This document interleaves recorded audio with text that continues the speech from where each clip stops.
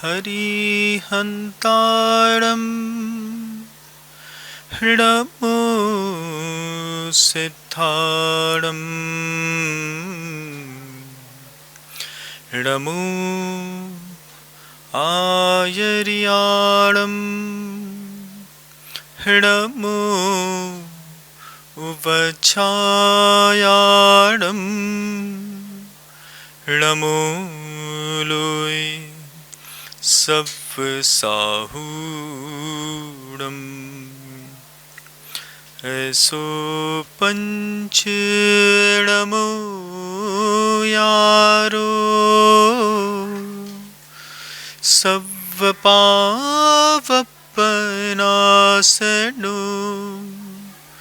मंगलाणं च सव्वेसिं पढमं हवै मंगलम् चत्तारि मंगलम् अरिहन्त मंगलम् सिद्धमंगलम् साहू मंगलम् केवली प्रणतो धम्मो मंगलम् चत्तारि लोकोत्तमा अरिहन्त लोकोत्तमा सिद्ध लोकोत्तमा साहू लोकोत्तमा केवली प्रणतो धम्मो लोकोत्तमो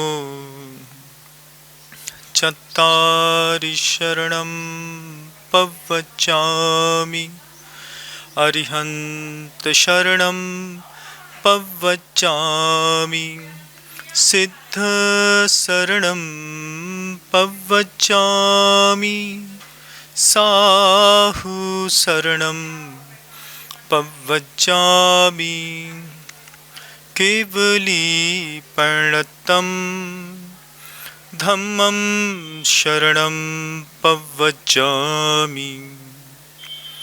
अनंतानंत सिद्ध परमेष्टि भगवंतों की जय हो। परम पूज्य आचार्य भगवंत गुरुदेव श्री विद्यासागर जी मुनि महाराज की जय हो। परम पूज्य मुनिराज श्री सौम्य सागर जी महाराज की जय हो।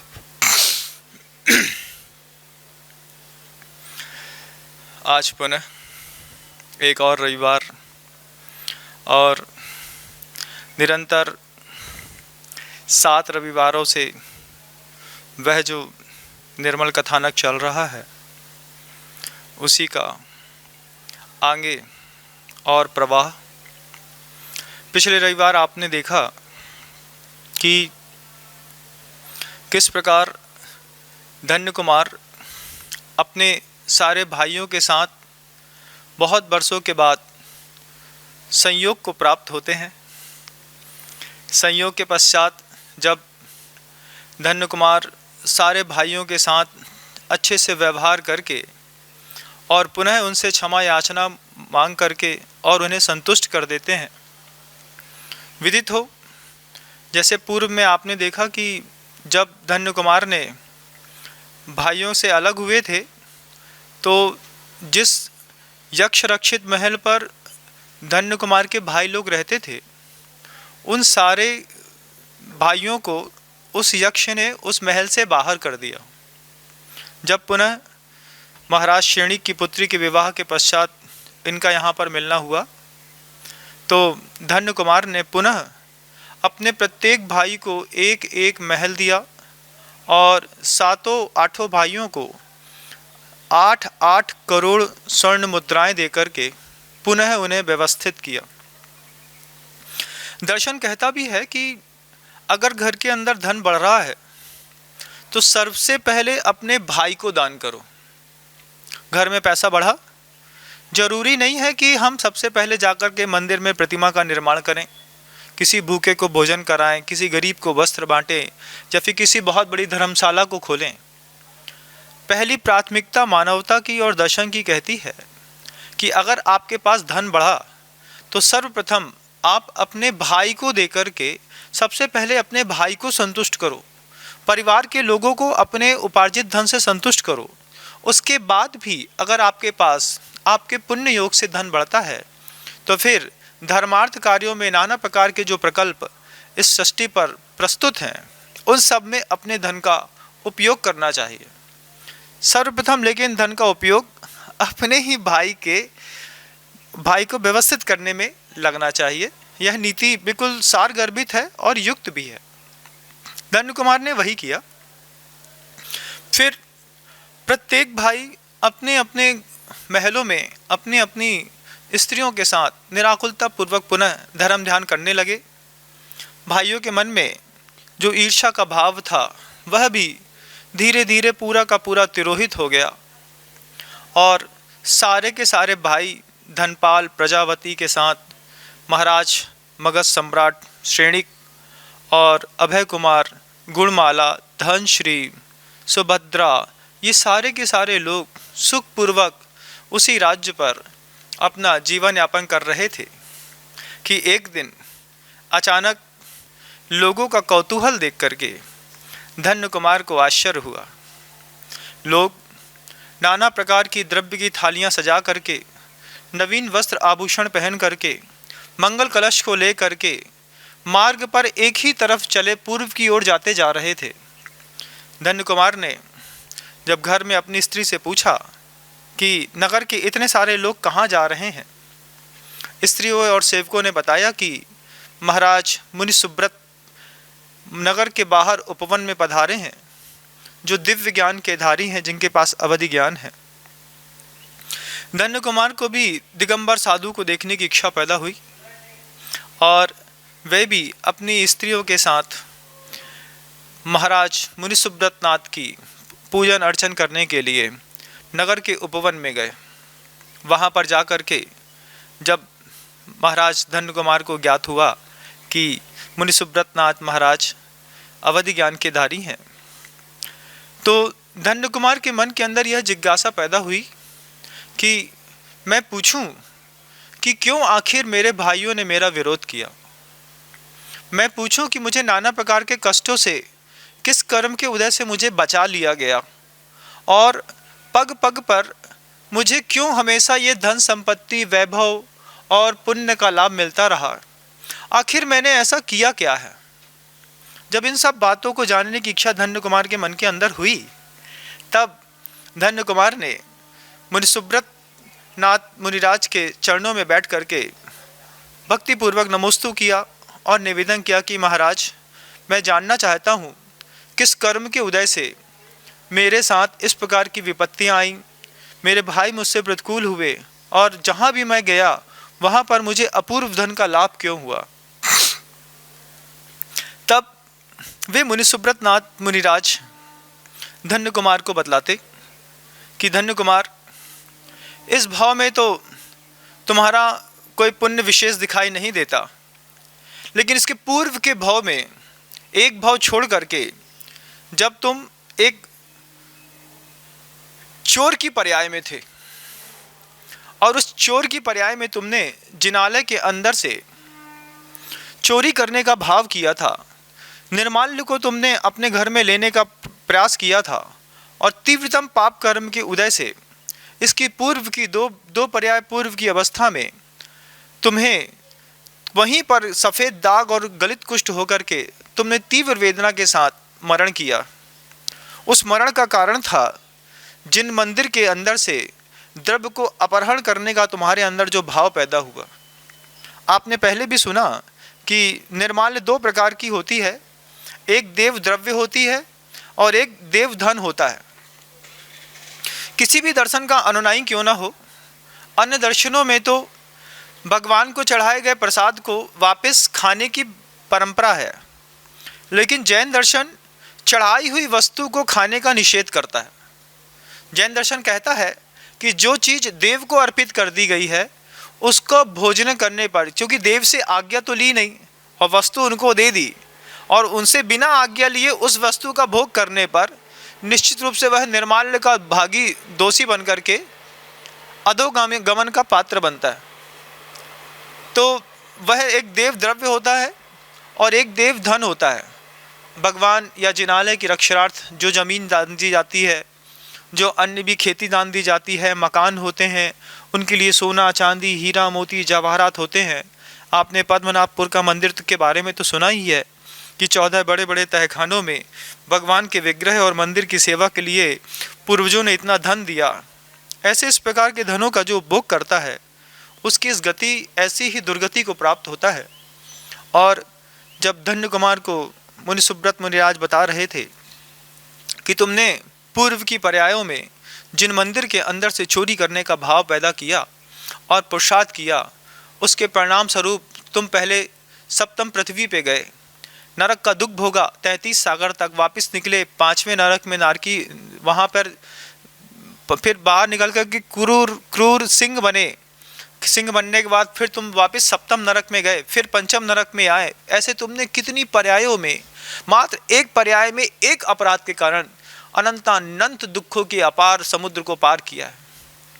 उसके बाद जब तुम्हारे कर्म की स्थिति थोड़ी सामान्य हुई तो तुम्हारा पुनः मनुष्य पर्याय में जन्म हुआ। तुम्हारे जन्म लेने के, माँ के गर्भ में आने के साथ ही तुम्हारे पिता की मृत्यु हो गई। जैसे जैसे तुम माँ के उदर में बढ़ रहे थे, तुम्हारी माँ के पास से पूरा का पूरा धन नष्ट हो गया, फिर पूरा का पूरा परिवार नष्ट हो गया। इस प्रकार धीरे धीरे करके तुम्हारे उस पाप ने उस समय भी तुम्हारा पीछा नहीं छोड़ा। लेकिन उस अकृत पुण्य की पर्याय में तुमने जो मुनि महाराज को आहार दान देने की अनुमोदना की, उस अनुमोदना का ये प्रभाव मिला, ऐसा पुण्य बढ़ा कि तुमने दिगंबर साधु को अपने ही हाथ की, अपने ही पास की द्रव्य को देने का जो भाव पैदा किया, तत्फल स्वरूप तुम्हारे पल्ले में पुण्य बंधा और तुम सौधर्म स्वर्ग में महर्दिक जाति के देव बने। वहाँ से वह जो तुम्हारी माँ उस पर्याय में मृष्टदाना थी, उसने भी मुनिराज की वाणी को सुन करके और आर्यका के व्रत ग्रहण किए। लेकिन उसने निदान बांधा मृष्टदाना की पर्याय में कि अगली पर्याय अगर मुझे स्त्री की मिलती है तो मुझे वापस यही अकृत पुण्य नाम का बेटा पुनः मेरे ही गर्भ से पैदा हो।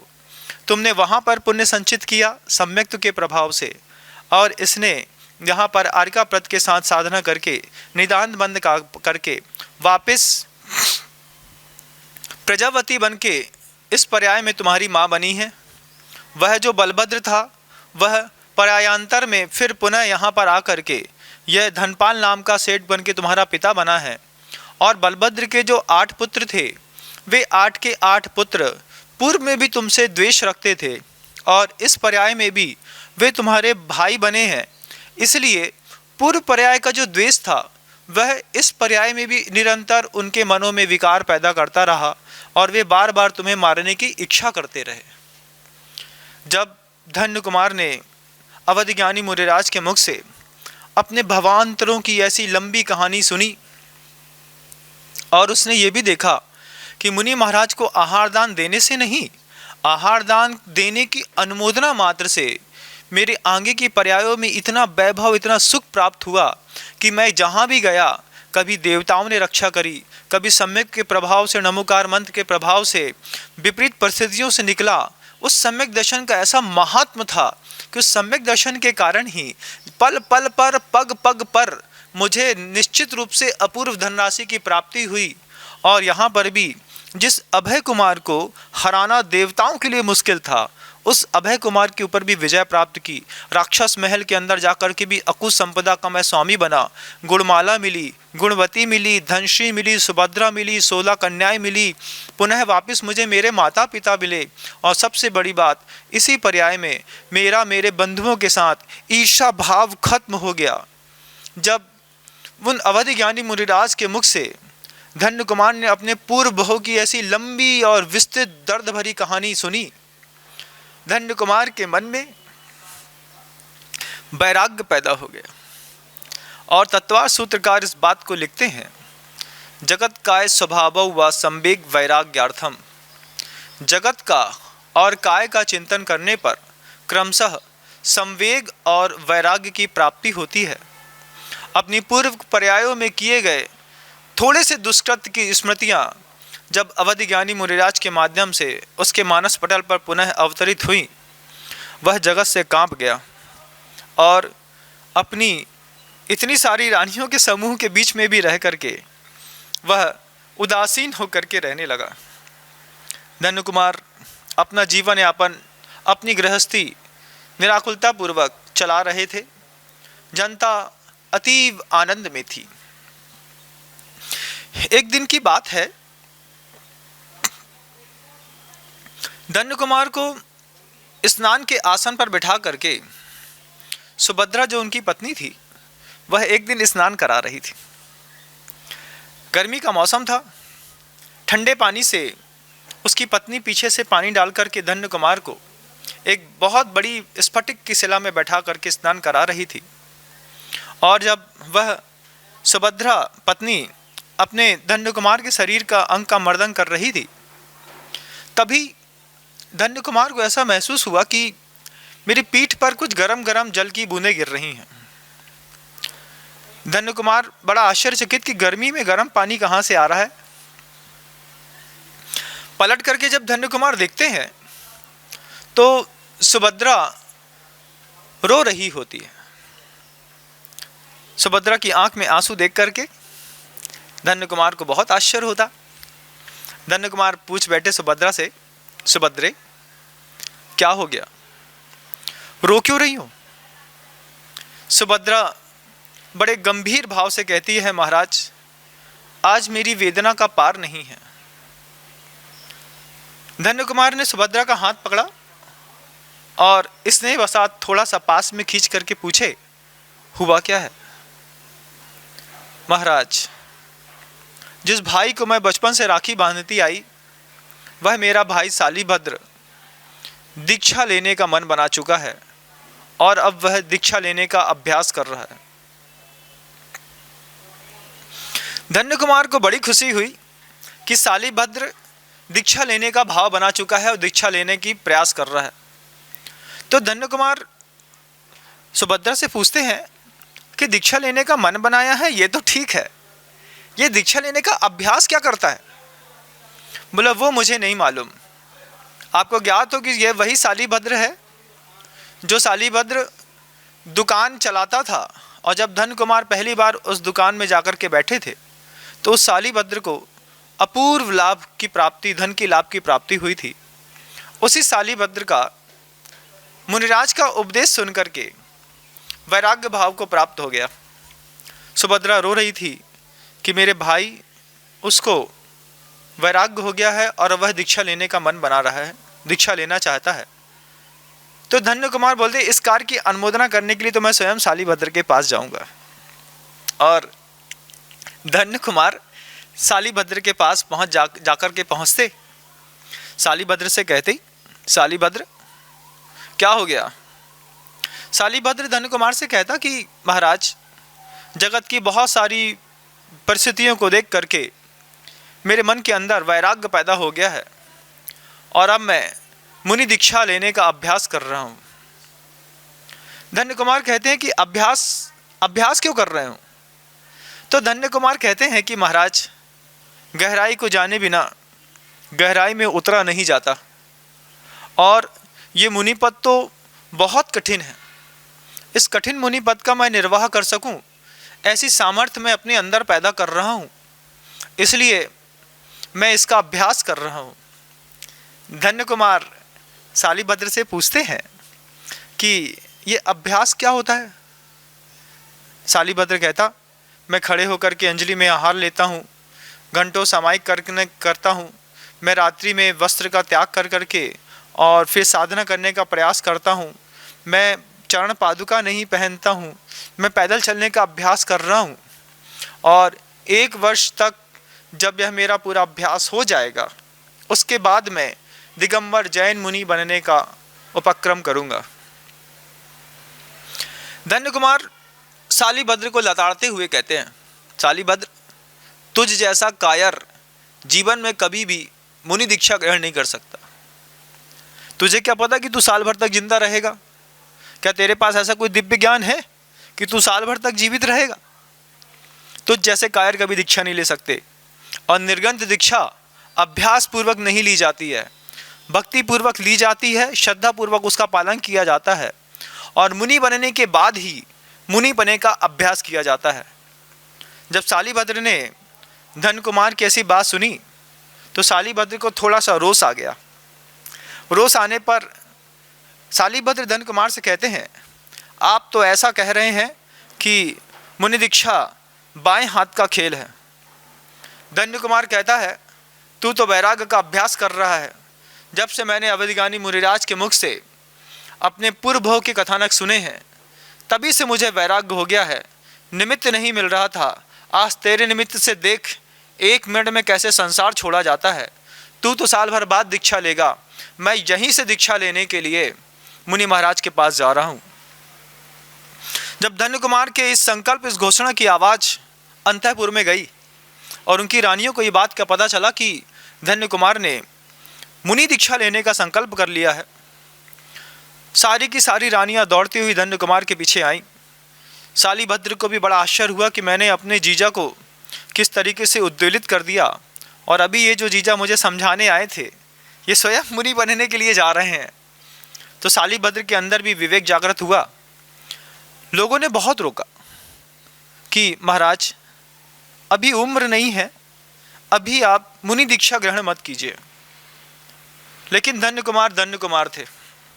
जीवन के इतने उतार चढ़ाव के बारे में अगर आपको बता दिया जाए, पता चले कि किस पुण्य कर्म के उदय से, किस सम्यक दर्शन के प्रभाव से, किस दिगंबर मुनिराज को आहार दान देने की उस महान अनुमोदना मात्र से, देवशास्त्र गुरु की सेवा करने से, अणमोकार मंत्र के प्रभाव से किस तरीके से पर्यायों में बार बार उसकी रक्षा होती रही, बार बार उसको अपूर्व धन की प्राप्ति होती रही, संसार का सारा वैभव मिलता रहा, उसके बाद कौन ऐसा भव्य है जो इस संसार में फंसे रहने के लिए लालायित होगा।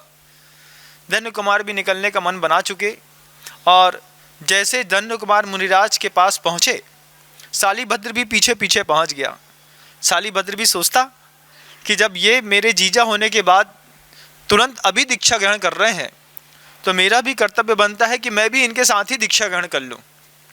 और धन्य कुमार और शालिभद्र इन दोनों ने सुब्रत केवली के चरणों में जाकर के मुनि दीक्षा, महावीर स्वामी के समोषण में जाकर के गणधर परमेष्ठी के सामने मुनि दीक्षा ग्रहण कर ली। अब ऐसा प्रभाव होता कि जनता मुग्ध होकर के सम्यक्त को ग्रहण कर लेती। उनको देखने के लिए हजारों लोग लालायित रहते। आहार दान के लिए माँ बहनों के अंदर ऐसा उदार भाव होता कि सबको एक ही भावना करते कि ये मुनिराज एक बार मेरे घर के अंदर आकर के मेरे घर को पवित्र कर दो। ऐसी निरंतर बरसों की तपस्या, साधना, सामायिक चारित्र, उत्कृष्टतम उनके ध्यान योग के माध्यम से जब उनकी विपुल कर्मों की निर्जरा हो गई, एक दिन मुनिराज धन्य कुमार को यह आभास हुआ कि अब मेरा काल बहुत थोड़ा बचा हुआ है। और जैसे ही मुनिराज धन्य कुमार को यह आभास हुआ कि अब मेरा काल ज़्यादा नहीं है, तो महाराज धन्य कुमार ने प्रायोपगमन संन्यास स्वीकार कर लिया। प्रायोपगमन संन्यास में उन्होंने आंगने जाने के लिए क्षेत्र निश्चित कर दिया। अब वे मुनिराज, उनकी आंख में अगर धूल भी चली जाती तो वे अपनी आंख से धूल तक अपने हाथ से बाहर नहीं निकालते थे। देह के प्रति ऐसा विरक्ति का भाव था उन मुनिराज का कि भोजन के प्रति उनकी उत्कंठता खत्म हो गई थी। और ज्ञात हो कि धन्य कुमार की जितनी रानियां थीं, वे सारी की सारी रानियों ने भी, जैसे धन्य कुमार ने मुनि दीक्षा ग्रहण कर ली, उनके अंतःपुर की प्रत्येक स्त्री ने उनके साथ ही आर्यिका दीक्षा ग्रहण करके भगवान महावीर स्वामी के समोषण की शोभा बढ़ाई। यहाँ मुनिराज धन्य कुमार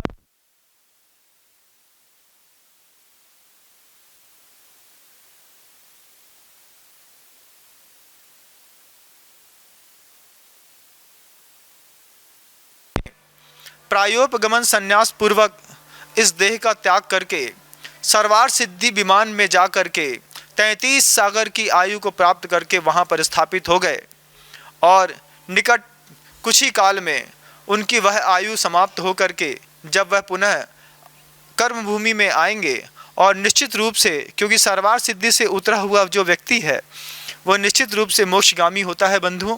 सर्वार सिद्धि और मोक्ष शिला के बीच में मात्र 12 योजन की दूरी है। वह 12 योजन की दूरी 33 सागर तक अहमिंद्र पद को भोगने के बाद वह पुनः धरती पे आके साधना करके और मुक्त अवस्था को प्राप्त करेंगे। आज वे मुनिराज धन्य कुमार अपनी अनंतकालीन पर्यायों का, परिणामों का नाश करने में सफल हुए हैं। कल उन्हें निश्चित रूप से सिद्धत्व की भी प्राप्ति होगी, और ऐसे मुनिराज धन्य कुमार के चरणों में हम बारंबार नमस्कार करते हैं।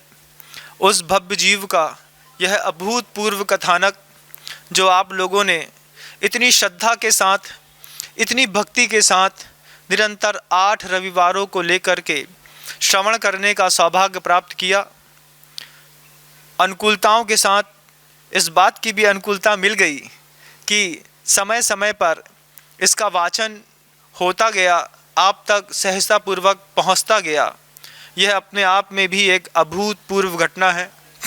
पूज्य गुरुदेव कहते हैं कि धार्मिक बनना तो अलग बात, धर्म कथाओं को भी बहुत उपयोग पूर्वक सुन लेना भी अपने आप में विपुल कर्म की निर्जरा कराता है। धन्य हैं वे मुनिराज धन्य कुमार जो हमारे आदर्श हैं, जिनका भूतकाल का जीवन हमारे लिए एक प्रेरणा देता है। उन्हीं धन्य कुमार के इस पवित्र कथानक से हमें आहार दान की महिमा, नमोकार मंत्र की महिमा, सम्यक्त्व की महिमा, त्याग की महिमा, पुण्य पाप कर्म का उदय, न जाने कैसी कैसी चीज़ों के उतार चढ़ाव को देखने का सौभाग्य मिला। और आज यह धर्म का मुनिराज धन्य कुमार का यह कथानक जो 2 संबंधों से, शुरुआत तो अकृत पुण्य की कथा से हुई थी, और फिर धन्य कुमार चरित्र और धन्य कुमार चरित्र से मुनिराज धन्य कुमार की यह अंतिम अवस्था को लेकर के आज समाप्त करने का जो सौभाग्य प्राप्त कर रहा है, इसके लिए मैं माँ जिनवाणी से क्षमा याचना चाहता हूँ। इस पूरे के पूरे कथानक के वाचन में मेरी स्मृतियों में अगर किसी शब्द का स्खलन हो गया हो, अगर मैं किसी बात के प्रस्तुतिकरण में चूक गया हूँ, माँ जिनवाणी पूर्वाचार्य और आचार्य से प्राप्त परंपरा मुझे क्षमा करें, क्षमा करें, क्षमा करें। इन्हीं भावनाओं के साथ कि इस महान अकृत पुण्य की कथा को सुनने वालों के अंदर निर्माल्य के दोष की जानकारी हो, और वह देवशास गुरु को अर्पित किए हुए किसी भी द्रव्य को स्पर्श करने में भी अपने अंदर भय का वातावरण बनाते हुए देवशास गुरु की सेवा में ही संलग्न रहें। इन्हीं मंगलकारी भावनाओं के साथ अपने गुरु भगवंत गुरुदेव विद्यासागर जी महाराज के चरणों में बारंबार नमस्कार करता हूँ। पूज्य मुनिराज श्री समय सागर जी महाराज के चरणों में बारंबार नमस्कार करता हूँ, जिनके दिए हुए ज्ञान के माध्यम से मुझ अबोध के अंदर यह कथानक कहने का साहस पैदा हुआ, और सद्भावनाओं और पुण्य योग से मैं इस कथानक को पूरा कर पाया। यह मेरे लिए भी बड़े सौभाग्य की बात है। अहिंसा परमो धर्म की जय हो। परम पूज्य आचार्य भगवंत गुरुदेव श्री विद्यासागर जी मुनि महाराज की